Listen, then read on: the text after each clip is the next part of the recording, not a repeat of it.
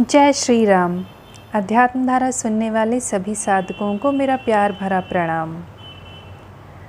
महात्मा श्री राम सिंह राणा जी साहब, बड़े साहब लिखते हैं कि पर्दा दूर करे आँखन का, निज दर्शन दिखलावे, साधो सो सतगुरु मोहि भावे। सतगुरु मिलना कठिन है, दुर्लभ है, किंतु भाग्यवश यदि कहीं मिल जाए तो बस कल्याण ही कल्याण है। उनके तो दर्शन मात्र से ही आत्मा तृप्त हो जाती है। ऐसा क्यों? बात यह है कि जो साधु पुरुष सतगुरु होते हैं उनकी आत्मा जागती रहती है। तो क्या आत्मा सोती भी है? नहीं भाई, तात्पर्य यह है कि उनका मन संसार में, विषय वासनाओं में, राग द्वेषादिक षड विकारों में नहीं फंसा होता है।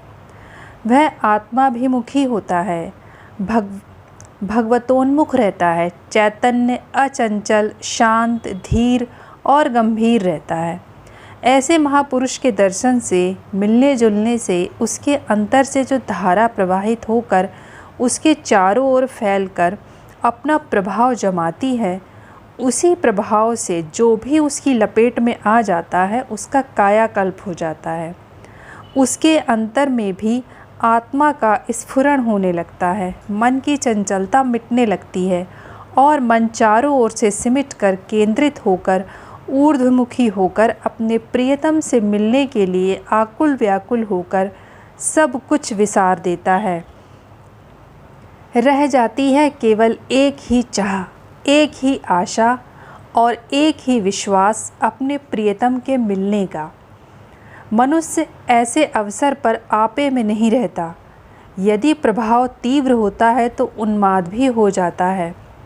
वह उन्माद ऐसा वैसा नहीं, वह तो एक अवस्था विशेष होती है जिसमें हमारे स्थूल शरीर की सारी इंद्रियों का झुकाव, लगाव, बहाव ऊपर की ओर अपने केंद्र बिंदु आत्मा की ओर हो जाता है। उसे ही कहते हैं उन्मनी अवस्था। इसका वर्णन करना कठिन है, अनुभव गम्य है। बड़े भाग्यशाली होते हैं वह लोग जिन्हें ऐसी दशा अनायास बैठे बिछलाए प्राप्त हो जाए। चाहे वह उनके प्रबल भाग्य से कारण हो, भगवती कृपा के कारण हो, चाहे जिस कारण से हो, किंतु है दुर्लभ। और जिसे प्राप्त होती है बस क्षण भर में जादू सा हो जाता है। सांसारिक लोग कहने लगते हैं पागल हो गया, दिमाग खराब हो गया, किसी भूत प्रेत जिन्न या दैव का प्रभाव हो गया है। क्या समझें बेचारे वे लोग। एक विचित्र असाधारण दशा होने के कारण उनकी जो समझ में आता है कहते हैं। ऐसे संत महापुरुषों और सतगुरुओं का मिलना कोई साधारण हंसी खेल की बात नहीं है। न जाने किन जन्म जन्मांतरों के कर्मों का योग आकर जब लगता है तब ऐसा संयोग प्राप्त होता है। धन्य है वह घड़ी और धन्य है वे जन जिन पर ऐसी दशा आकर छाए और अपना रंग जमाए। किसी किसी को यह दशा क्षणिक ही होती है, किसी किसी को घंटों दिनों, और कोई कोई तो इससे उबर ही नहीं पाते और उसी में मस्त घूमते रहते हैं। हाँ, जब फिर कभी किसी सतगुरु की कृपा होती है तो उस दशा से उबार कर आगे बढ़ा देते हैं और फिर उनका आगे का मार्ग अवरुद्ध न रहकर खुल जाता है, वरना तो उसी हालत में जीवन गुजर जाता है। और वह इतना रस रम जाता है उस दशा में कि उससे हटना नहीं चाहता। क्यों हटना चाहे? उस दशा में रहती है एक मस्ती, एक अजीब उन्माद। प्रेम में सराबोर, प्रियतम के प्रेम की मस्ती में मस्त, सारी दुनिया और दीन को भुलाए हुए उस अवस्था से हटने पर उसको प्रियतम की याद और विरह इतना पीड़ित करता है कि वह उसको बर्दाश्त नहीं कर पाता। विरह वेदना की पीड़ा से पीड़ित वह अपने शरीर को कभी त्याग कर उड़ जाता है प्रियतम के देश को। अपनी शक्ति भर उड़ान भर कर प्रियतम के देश को पहुंचता है और फिर कभी न कभी प्रियतम के पास भी पहुंच जाएगा। उस वेदना में उसके सहारे संस्कार जलकर भस्म हो जाते हैं। उस वेदना में उसके सारे संस्कार जलकर भस्म हो जाते हैं। यदि पूरे संस्कार भस्म ना हुए तो फिर उसे प्रियतम से मिलने में विलंब लग जाता है। ऐसे अवसर पर जब किसी सतगुरु की कृपा होती है तभी वह आगे मंजिल की ओर अग्रसर हो पाता है। यह भगवत कृपा, या यूँ कहिए कि किसी संत सतगुरु की कृपा प्राप्त ना हो जाए तब तक उसे उस अवस्था में, उस लोक में पड़े पड़े इंतज़ार करना पड़ता है।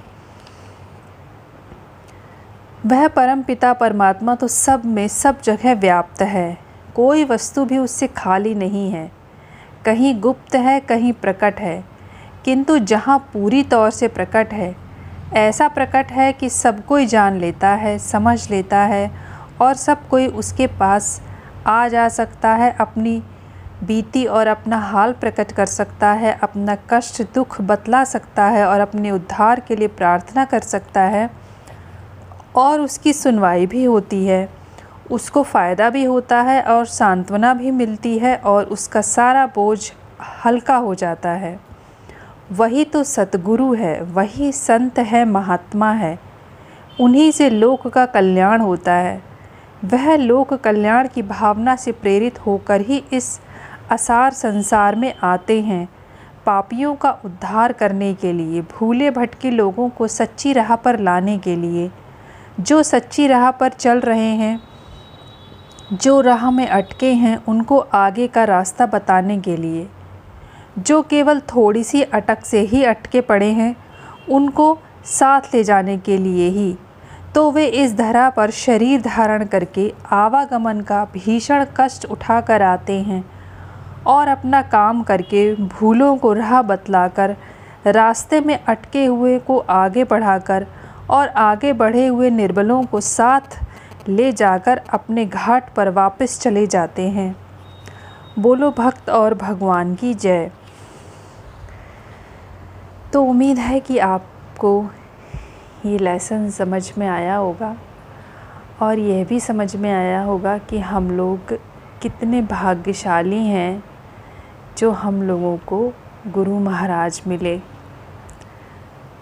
तो हमको अपने इस भाग्य का उपयोग करना चाहिए। ईश्वर ने जो हम पर इतनी कृपा करी कि गुरु रूप में दर्शन दिए, तो अपने गुरु की आज्ञा का पालन करके वो जैसा चाहें उनकी आज्ञा का पालन वैसा ही करना चाहिए। तभी हम अपने मंजिले मकसूद तक पहुंच सकेंगे। तो अगली बार हम लोग फिर मिलेंगे। तब तक के लिए नमस्कार।